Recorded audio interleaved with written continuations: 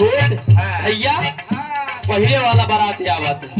जवन साधारण बारात आवत है घोड़ा हाथी आवई भैया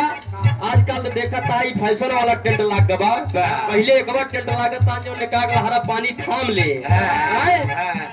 लेकिन का करबे समय परिवर्तन हो गया। जय जवान जय किसान विज्ञान बहुत कृपा बा आगे बढ़ाई में का एक लाइन बस एक बात 4 मिनट दुआई नंबर दोनों ओरिया ना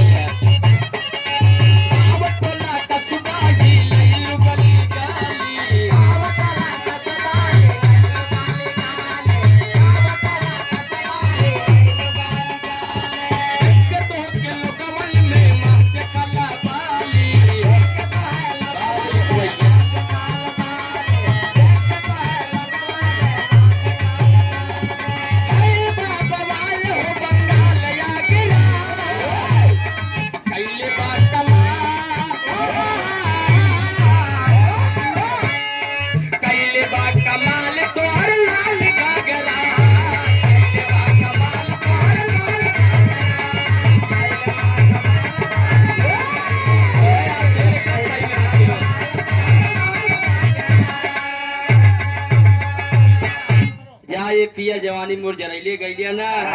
एगो नचनिया कारण दारे लिखवैया एका छोड़ दिया तब बाजत रहने आज का लीजिए बाजत बा तब बढ़िया गीत होए कहीं समधी आइए दुल्हा के मामा आइए सब आइए बड़का भैया तब स्वागत होत रहन लेकिन जब से बफर होइए बड़का भैया केहू चीन पावत ना यहाँ पहले बैठे 10-20 देत रहे आजकल खा पिया केवल गाड़ी में बैठा चला 2 घंटा खातिर आवत भैया हरि राम के बियाह होत बा धीरे धीरे समय रात के समय बीतत बा भोरारिया होत बा